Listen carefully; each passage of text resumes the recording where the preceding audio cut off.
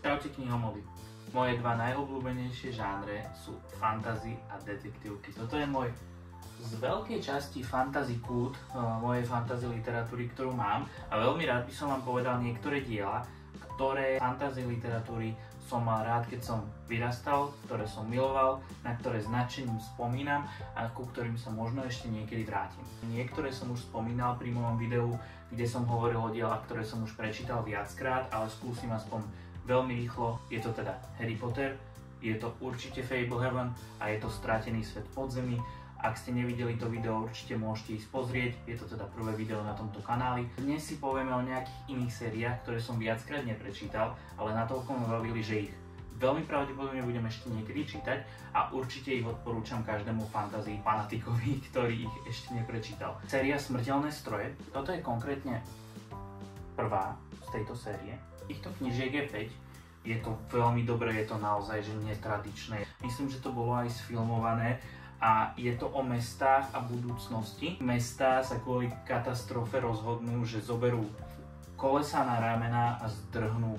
Normálne, že nejakí mechanici vytvorili také mestá, že ich položili celé mesto, hodili na kolesá, na pásy a normálne mesto naštartovalo a išlo do sveta. Takto sa v tom postapokalyptickom svete tie mestá rôzne stretávajú, súperia, zápasia, trhajú sa na súčiastky. Tie súčiastky sú potom použité na vytvorenie nového mesta alebo na obranu toho nového mesta, na posilnenie toho nového mesta. Je to naozaj zaujímavé. Je tam iná príbehová zápletka, čo sa týka rodinných vzťahov, čo sa týka kamarátstiev, čo sa týka lások, čo sa týka zrady, prekvapenia a rodiny. Je to naozaj že dobré. Rýchlo sa to číta, je to určené pre tínedžerov, ale teda nevidím dôvod, prečo by si to nemohol prečítať aj dospelý, ktorý je nadšencom fantastiky, ktorý miluje netradičné diela, ktorý miluje diela, ktoré sú plné príbehu, nie zasadeného do aktuálneho sveta, ale ktorý je trošku posypaný niečím takým nadprirodzeným, niečím netradičným. Skôr by som to zaradil do sci-fi ako fantasy, keďže teda skôr tam ide o tie technológie, o vývin technológií, i keď v rámci fantasy je tam to post-apo a ten post-apo element, takže niečo medzi sci-fi a fantasy určite však odporúčam, pretože ten svet, ktorý je tu vybudovaný, je naozaj zapamätateľný a ja si túto sériu určite niekedy prečítam znova. Detské dielko, ktoré som čítal ako dieťa, ktoré som začal čítať ako dieťa, ale teda nedočítal som ho, keď som bol dieťa, dočítal som ho aj až teraz prednedávnom, myslím, že to bolo tento rok alebo niekedy minulý rok. Sú to teda Kroniky Narnie, určite ste zaregistrovali, zachytili, poznáte, keď nie, nevadí, že Narnia bola aj sfilmovaná a teda filmy som videl, konečne som sa rozhodol prečítať si aj knihy a bolo to naozaj že vynikajúce.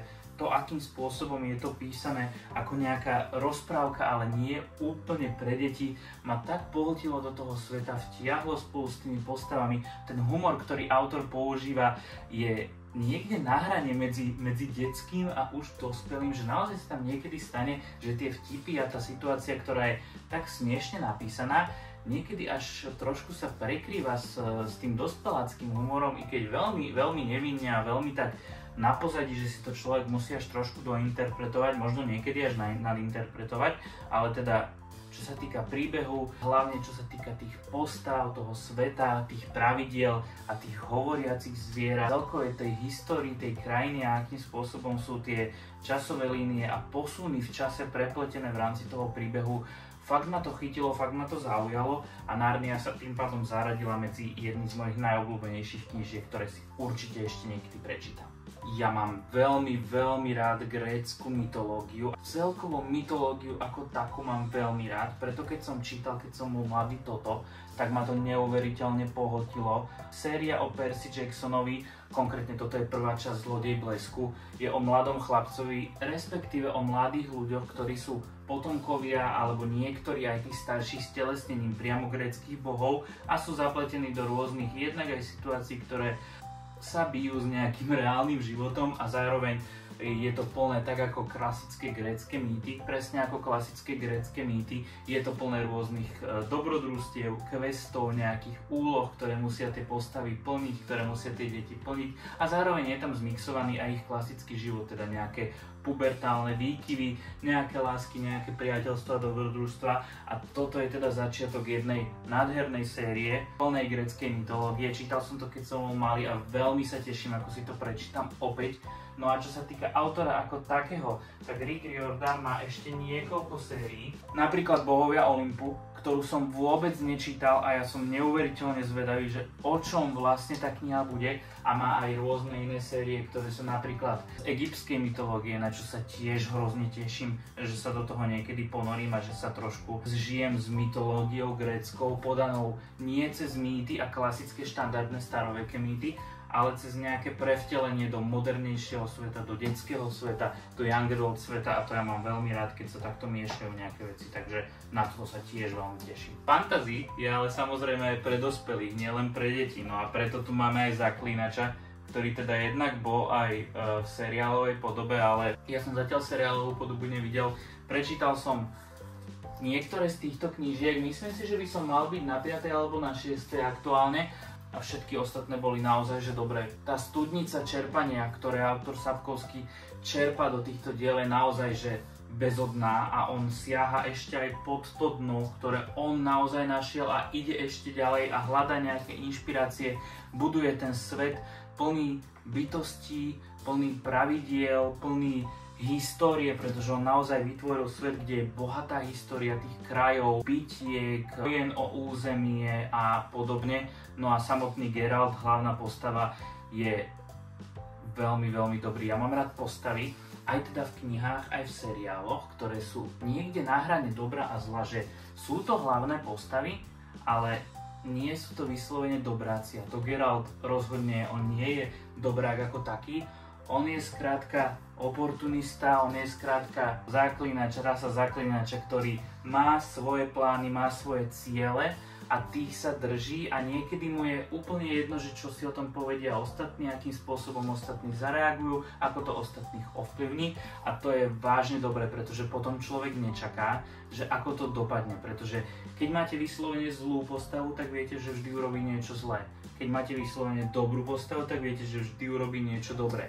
Pri postavách, ktoré sú na hrane, nikdy neviete, že v akej situácii sa postavia na stranu dobra alebo na stranu zla, a to je vážne dobré na Zaklínačovi, plus ten svet, ktorý Sapkowski vybudoval, tie postavy, ktoré Sapkowski vybudoval a tie príšery, s ktorými jednak Geralt a ostatní všetci bojujú, sú naozaj, že sú fakt dobre napísané. A jediné, čo možno pre mňa ako taký bod dole, ja mám veľmi rád, keď sú kapitoly v knihách krátke.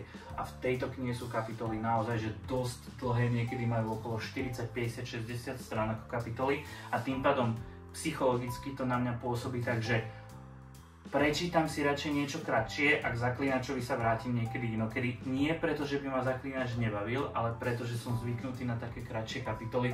To je asi z toho content consumingu, že som zvyknutý na rýchlejšie konzumovanie toho contentu a tým pádom sa mi to pretavilo aj v knihách a potom mám odpor voči dlhším kapitolám, ale ja to zmením.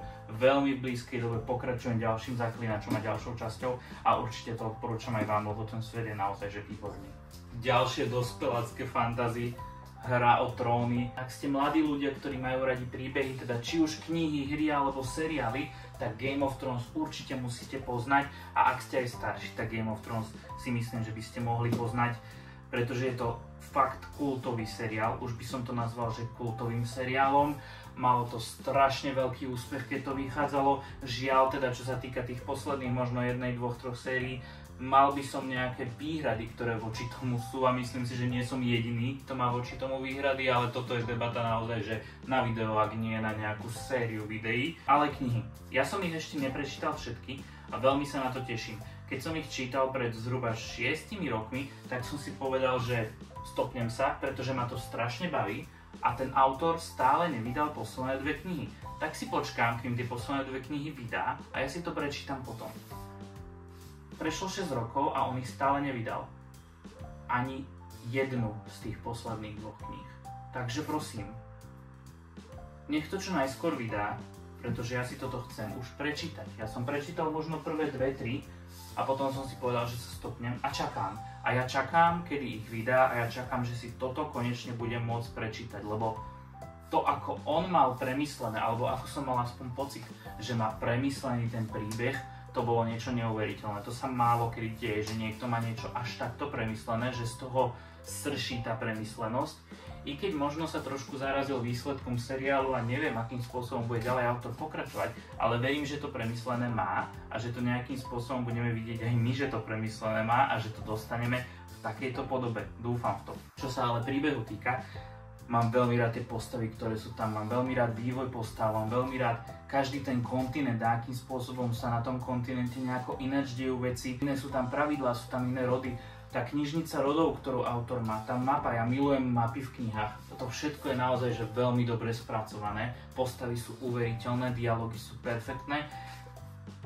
Budovanie sveta, ktoré autor má, je naozaj fakt, že na úrovni. On má vymyslenú celú mapu, názvy miest, názvy kontinentov, históriu siahajúcu naozaj, že 10 ročia, storočia, ktorú on má vymyslenú, názvy rodov, názvy rodín, erby tých konkrétnych rodín, motá tých konkrétnych rodín, históriu, všetky vojny. On má naozaj všetko prešpekulované a je to cítiť v tých knihách, aj keď je to len spomenuté možno jednou vetičkou a nemusí to mať v úvodzovkách, že celé premyslené, ale zastavil sa nad tým a vie, že niečo takéto má v tom svojom svete a ak by to potreboval, tak na tom vie budovať, lebo to niekde spomenul a to je naozaj že pripravená robota na tú knihu a je to aj cítiť, preto som to mal tak rád a určite odporúčam tomu dať šancu.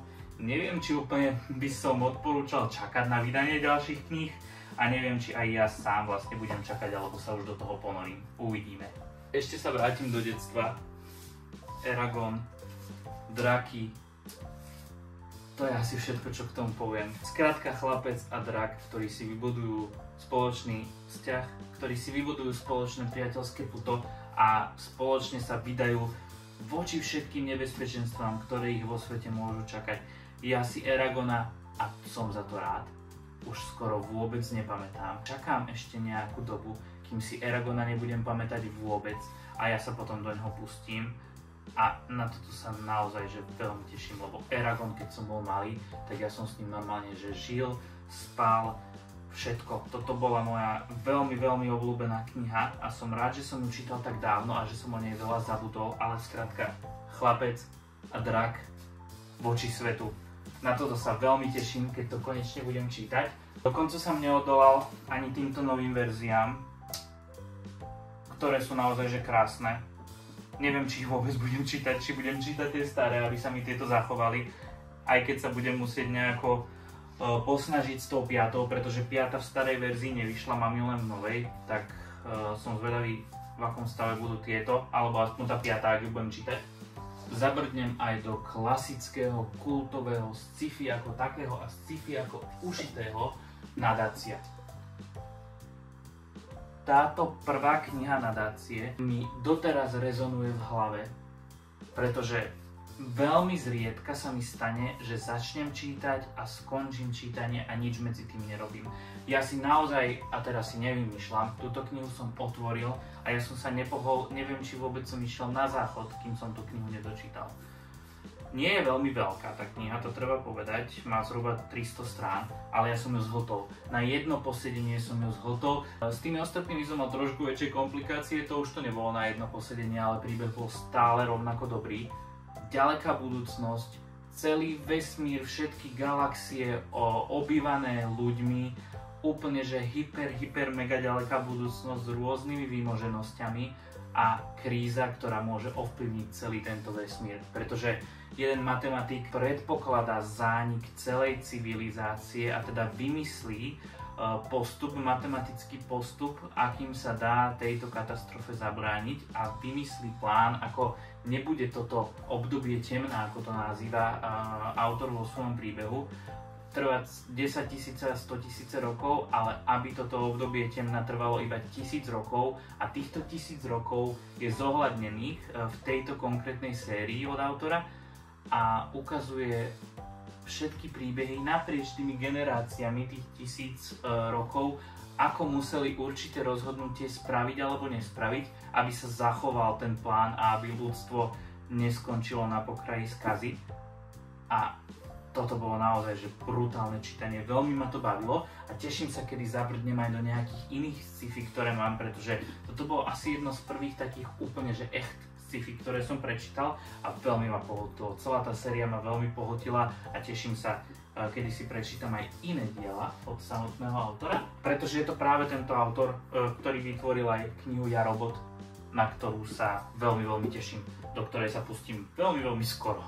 Takže v rámci fantasy a sci-fi toto som prečítal či už ako malý alebo ako veľký a veľmi ma to bavilo a myslím si, že to prečítam ešte niekedy opäť. Takže pokojne mi môžete dať vedieť z tohto žánru, z fantasy žánru, z sci-fi žánru, čo máte radi, čo ste prečítali, prípadne čo ste prečítali viackrát a na čo sa ešte tešíte, čo ste ešte neprečítali. Ja sa budem tešiť na vaše reakcie. Ak ste aspoň jednu fantasy knihu niekedy prečítali, hoďte mi pokojne like. Ak ste ich prečítali viac, tak odber. No a určite mi dajte vedieť, že ktoré tu boli. Ja sa na vás veľmi teším pri nejakom inom videu a zatiaľ dočítania.